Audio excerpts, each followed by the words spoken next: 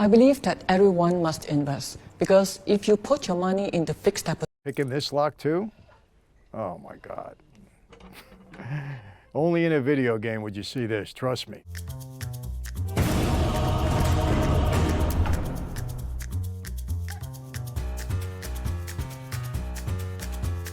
My name is Michael Francis, and I am a former capo regime in the Colombo crime family, one of the 5 New York mafia families. I was born in Brooklyn, raised there for many, many years, then moved out to the coast here. I'm in Los Angeles now with my wife and a bunch of kids, and kind of changed the direction of my life, but I was part of that life for over 25 years. I did some time in prison, was indicted several times, arrested more times than I could remember, somehow managed to get through it all, and here I am now today. I came into that life in an early age. I was 24 years old when I was inducted into the family in a very solemn ceremony, Halloween night, 1975. I was made with 5 other guys. That's the term we use, made. My father was a heavyweight in that life. He was the underboss of the Colombo family back in the 60s. My dad, unfortunately, drew a 50-year prison sentence. He was convicted of masterminding a nationwide string of bank robberies. Went to trial, was convicted, and got a 50-year prison sentence. So he had a powerful influence on me. I got involved with that life to try to help my father get out of that prison sentence, and then I got deeply involved myself. I came in as a soldier. I was elevated to the position of captain, capo regime, and at one point in time they were slating me to become the boss of that family. Went on to make a very significant amount of money. I had devised a scheme to defraud the government out of tax on every gallon of gasoline. Ran that scheme for over 8 years, and at one point in time I was bringing in close to $8 million a week and became a major target of law enforcement. I was indicted actually 5 times. I had 2 federal racketeering cases, one brought on by Rudy Giuliani, a trial that I was acquitted in actually. But then in 1985 I was indicted on another major racketeering case by the feds. 10-year prison sentence. I had a $15 million restitution. I had fallen in love with a young girl who was actually a dancer in a film that I was involved in, married her, and wanted to kind of change my life. So I took the plea as a result of that. I did 8 years on that 10, which was the maximum, came out and kind of turned my life around. I'm now a public speaker. I've written several books. I've heard of these mafia games because I've been asked to get involved in them in some way and never really paid too much attention to it. My wife would think I lost my mind if I started playing video games, but actually my boys said, "Dad, you should get involved, it's fun." You know, they wanted to play a few times, but I just never did it, but I heard of them for sure. Well, there's probably a lot of things in video games that you can't really do in real life. I don't know, I'm about to find out. Well, obviously we're in Manhattan, my old stomping grounds. Grew up in Brooklyn, but obviously spent a lot of time in Manhattan. I don't really remember too much about the old country. And then one day my father decided it was time to move away. Well, my grandparents came over a little earlier than that, actually. I think 1910, my grandparents first came here. My father was actually, he was born in Naples on a boat trip that my grandparents went back. He was born there, he stayed there for about 6 months, then came back to the States. It's funny, when he got in trouble, he was a naturalized citizen, otherwise they would have deported him. The way the mafia started to form here in America, unfortunately, you know, some of the street guys were doing exactly this. They were feeding off of their own kind. Yeah, it's somewhat realistic, yeah. I mean, this is how it started out, kind of preying on their own kind, and then it got a bit more sophisticated. Load this pile of crates onto that truck. Start now and don't take all day. They got the dialogue right, huh? These guys must all be from Brooklyn. You know, mob guys don't usually do honest work when they're in the mob, that's for sure. Well, they may do some, but it's always in connection to something illegal that they're doing. When I said I needed a job, I didn't mean slave labor. Whatever. I can make 100 times more working for Barbaro Incorporated. Wait, you said Barbaro? Joe Barbaro? You know, Joe Barbaro is a real guy, by the way. You ever hear of Appalachia? Back in the 1950s, there was a meeting of all the major mob guys from all over the country. It was in Appalachia, New York. Law enforcement got wind of it. There was a lot of guys there, and they actually kind of invaded the place. Everybody ran away. They locked up a whole bunch of guys. It was the last time that a major meeting of mob guys from around the country ever happened as a result of that. So you won't mind if I give Joe a call, right? So would he be calling a guy on the phone to ask about that? I don't know. I doubt it. We didn't use phone calls for situations like that.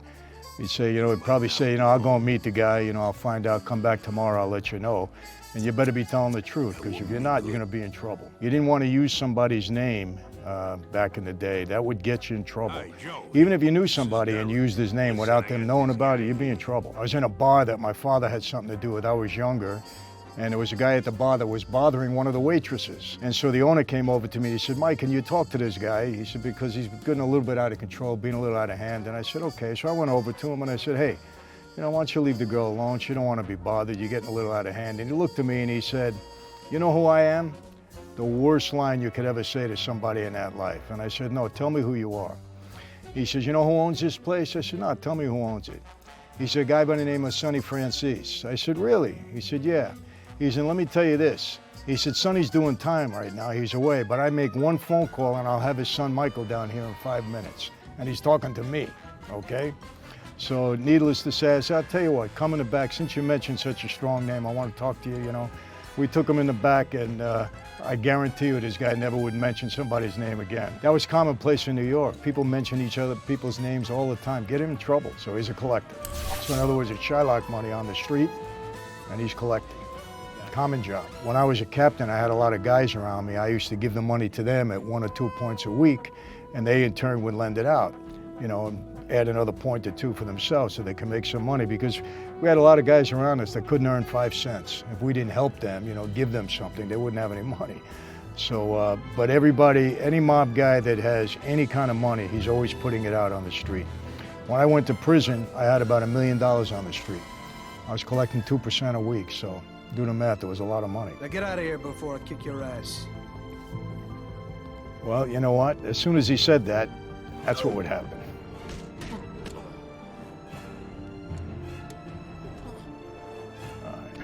Now, I'll be honest with you, usually there's no fight like that. Normally it's one punch or one kick and he's down, that's it, and the money comes back. When a guy owes money, they're not fighting back, they're gonna pay because they know who they owe it to. And they know that if they don't pay or if they do anything out of turn, they're gonna be in trouble. You gotta remember, in that life, you know, you make a mistake, you pay for it. You could pay for it with your life. I mean, it could be serious, so you don't see fights like that. Hey, pal. Derek needs you to pay the fee for the barber. Yeah. I must have forgot or something. Next time, try to pay on time, okay? Thanks. Yeah, that's how it would go normally. Hey, Derek needs you to pay the fee for the barber. Sure, here it is. I don't want no problems. Don't leave it until the last minute next time. Yeah, this is normal, but why is he collecting money off all of these guys that are just workers? They must be gamblers. Hey, pal. Got to be a gambling debt, because he wouldn't be lending money to guys like that. This is not real. I got to tell you, this is not realistic. You don't see fights like this. See, one thing you got to remember, we didn't fight on the street. If we fought, it was some spontaneous thing that happened in a club or whatever. If somebody got out of hand and they didn't pay, they'd be in a hospital. I mean, they may as well be in a boxing ring. I mean, this is not realistic at all. That's it. Good kick. Saw a lot of that. A lot of this. It's hard to manage your workload, especially when your team doesn't know who's working on what. But with Monday.com, my team and I can see everything we're working on, except for my ballet, which is private. Now that we're connected, we can plan and organize our work as a team and work on it together. Unlike the rigid tools we've tried in the past, it's really easy to get started. It was unrealistic. First of all, these are guys that they're working stiffs. If money was lent to them, I'm sure it wasn't a lot. You lend to what you know you're going to get paid back. When you put money out on the street, guy can keep it forever as long as he pays the interest. That's the whole deal. You don't have to pay the principal back for as long as he keeps it, as long as he doesn't miss an interest payment. You miss a payment, you're in trouble. You'd never see a fight over that. You know, maybe the mob guy would hit the guy that didn't have the money, but nobody's going to hit back. That's the least traffic I ever seen in Manhattan. I need gas stamps. They're worth a fortune now because of the gas shortage. Gas stamps? Where can we get them? Pretty close to home for me. The case that I finally got convicted on, I took a plea on, was a case in which I defrauded the government out of tax on every gallon of gasoline. I ran that operation for about 8 years. I had all the Russian mobsters involved with me on that. And at the height of my operation, I had 350 gas stations I either owned or operated. And I had 18 companies that were licensed to collect tax on every gallon of gasoline. The height of my operation, we were selling 500 million gallons of gas a month, and we were taking down 20, 30, 40 cents a gallon. Close to $8, $9 million a week. I had my own jet plane, I had a helicopter, I had houses all over the country, so I mean, I had it going on. If you have gas, it's like having money. You know, I had a terminal out in Long Island in Oceanside, and we always had 3 or 4 million gallons of gas in the ground, and that was like cash. So the object here is, this guy Vito is supposed to go in to pass security guards, without planning this, without thinking about it, without putting a crew together, somehow get through the security guards in a place that he's never scoped out before, because normally you're going to scope it out, you're going to see what's what. You got to plan something like this, and then how are you going to get into the safe? He's got no tools with him. He's just walking in there and somehow magically going to open the safe. It would never happen that way. I want to see if he's going to case it out first, if he's going to look, see how many security guards there. He didn't get any information whatsoever on what that safe looks like, what kind of safe it is. So how do you just go in there and crack a safe without knowing anything about it or having any tools or figuring anything out? What is he going to do with the security guards? How's he going to get past them? What is he going to tell them? Going to sneak in a window? He's driving Maria now to the hospital. They keep the back door open at night. No, but the basement window usually is. How did I call that? He was coming in through a window. Safe, right? Never happened. How many guards are there? She didn't say. What are they guarding? The front, the back? Are they walking through the halls? I mean, you're going to pull a job off like this, you're going to want to know everything as in detail as you possibly can, so you know what you can do and what you can't do. Now, the problem with this, also, is Maria is if this heist does take effect, she's a potential witness. See, right off the bat, I can tell you this is not a one-man job. You'd have at least two people there, somebody watching out for him, maybe somebody trying to distract the security guards. It would never be a one-man job. All right, well, that was convenient. The window was left open. He's in the men's room. All right, here's the key. Now I gotta get to the safe. Find the safe and steal the stamps. Okay. You wouldn't count on trying to get around the guard or sneaking around. You'd probably just get the guard, hit him in the back of the head, knock him out, and then go about your business because you don't even know where the safe is. You gotta go look for it, so you can't keep sneaking around from the guard. You just take him out right away. Okay. Well, the guy is not a safe cracker. He's never done anything like this in his life, but he's going to go in there and he's going to crack a sophisticated safe.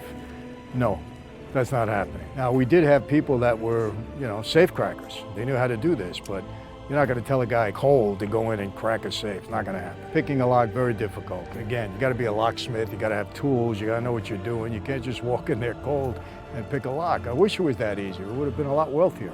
Well, he's pretty good. He got it done somehow. Now, this looks like a pretty secure safe. It looks like it'd be like a bank vault almost. Now, how's he going to open this? Picking this lock too? Oh, my God. Only in a video game would you see this, trust me. Now, first of all, he wouldn't only take the stamps, he'd take everything in there. All right, so the alarm went off. Security guards are still roaming around. This is why you take them out. There's no way that he would get out of this place. No way in the world. This whole scene is totally unrealistic. I had somebody shoot at me once, but it was a mistake. I was getting out of a car at a diner in Brooklyn. There was three of us. And it was drive-by and guys shot at us. They thought we were somebody else. These stamps you took have an expiration date. And you didn't say anything about any expiration dates? This would blow up real bad in real life, real bad. The guy went through all that trouble. I didn't hear him say anything about expiration dates on stamps. He almost gets himself killed. He gets in, gets what he has to get, gets out, hands him the thing, and then he said, this isn't any good. That would end very badly for one of them there, trust me. What the hell is this? Crazy bastard! So this is the Irish mob and the Italian guys. What the hell are you doing here, you They're pulling off a heist at the same place at the same time. fatso? This is our... Pretty unrealistic. Now you gotta understand, back in the day, back in the 30s, 20s, 30s, 40s, when things were unorganized, possibly something like this could have happened. But in later days when, the families were formed and we got a lot more sophisticated, something like this would never happen. There would never be a major shootout in the street, among rival gangs. There would never be cops coming all at one time. So this is pretty unrealistic. In my day, other than the Lufthansa heist, which you might have heard about, it was a big, big heist in the airport at the time. I don't remember anything like this ever occurring in the 25 years that I was part of that life. Nor did I ever hear of anything. But again, back in the 20s, 30s, possibly, but certainly not in the mafia that we know. There's two guys there going to go in against an army of cops. I mean, that would never happen.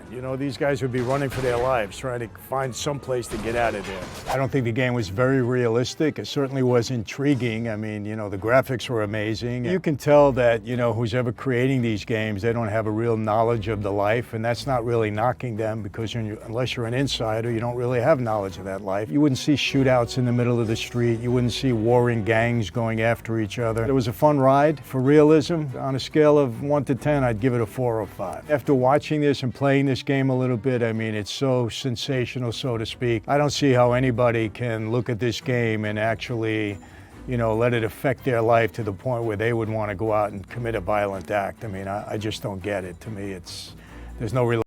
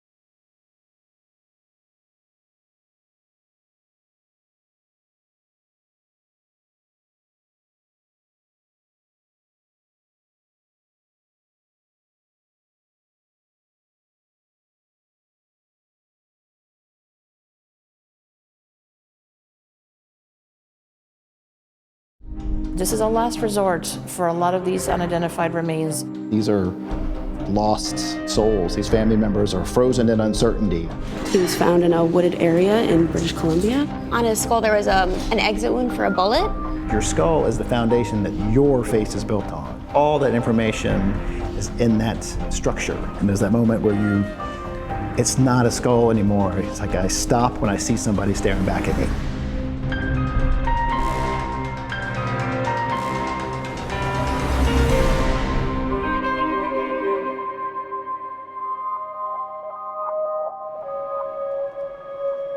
I think this is one of the most important jobs that I'm ever going to do in my career.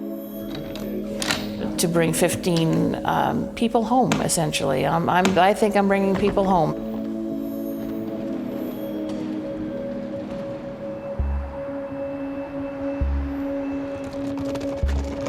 I'm really excited for this journey, and it feels like a long time coming. When I unwrap them, they're incredibly beautiful. And they almost seem like works of art in and of themselves. Because your skull is the foundation that your face is built on.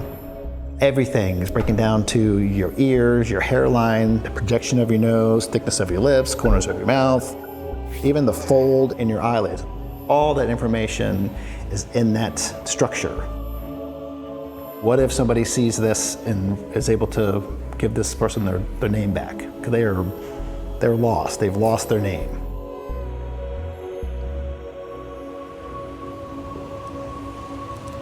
I cannot tell you enough how much I appreciate you guys willing to be here and donate your services to help ID these victims.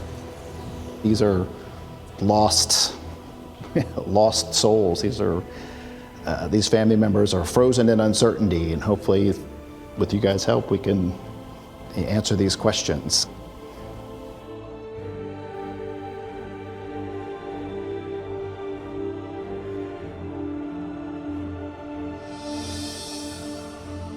So back in August 2019, I joined Joe Mullen's course to learn how to do post-mortem reconstruction and age progression digitally. It was during that class that he mentioned this wonderful reconstruction class that he actually taught once a year at the New York Academy of Art. He had been doing it since 2015, and it had been so successful that they had actually cleared the shelves at the New York Medical Examiner's